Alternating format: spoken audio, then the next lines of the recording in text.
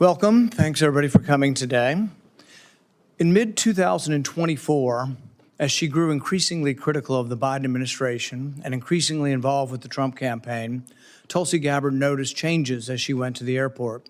She had more screening, federal agents with dogs showing up for her flights. Other federal agents followed her on the plane and reported back on her activity.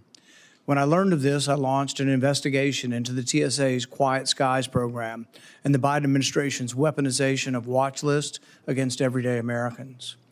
Under public scrutiny, the Biden administration removed now Director of National Intelligence Gabbard from the program, but they spent the remainder of their time in office stonewalling any investigation. Thankfully, that era is over. President Trump himself, a victim of government weaponization, set out to reverse the previous administration's targeting of the very citizens it is sworn to protect. Secretary of Homeland Security Kristi Noem has taken decisive action to eliminate bureaucratic obstacles resisting transparency. We are finally getting answers. And now we know exactly why the previous administration fought so hard to keep us in the dark.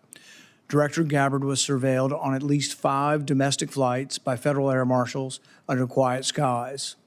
Internal records for her targeting show her congressional portrait and that she was a former congresswoman from Hawaii. So there was no doubt they knew who they were monitoring. Multiple concerns were raised internally, and one air marshal asked a colleague, "Why the heck is she a quiet skies suspect?" If this can happen to a combat veteran, a lieutenant colonel in the Army Reserve, and now Director of National Intelligence, it can happen to anyone. And it did. Today, for the first time, you will hear directly from a federal air marshal whose wife was labeled a domestic terrorist simply for engaging in protected First Amendment activity. Records show the FBI labeled her as a domestic terrorist for unlawful entry into the Capitol on January 6.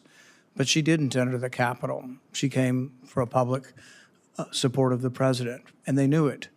Her phone location data did not put her inside the Capitol. Facial recognition did not identify her inside. She had no criminal record and no history of extremist views. What they did know is that this Catholic school teacher from Texas supported President Trump and went to Washington to attend his rally at the Ellipse. That was not enough for the government. That was not enough to label her a suspected domestic terrorist. For 2 years, her family was surveilled when they flew. This was not an isolated case. It happened to hundreds of Americans. It happened because the TSA used First Amendment protected activity as a predicate for watch listing Americans. That's unconstitutional, of course. First Amendment activity cannot be the sole basis for watch listing someone, but sole basis is an important caveat, and it's an opening the TSA exploited. Today, we will release internal TSA records that reveal how the agency authorized First Amendment activity to be used to justify the surveillance of Americans with no evidence and no recourse. Using broad and vague authorities, TSA deemed hundreds of Americans as threats to national security simply for holding opposing political views. The federal government used its investigative authorities, anonymous tips, and university research institutions to build a flimsy case to put them on the watch list. They didn't just coincidentally watch list hundreds of people who attended the same Trump rally.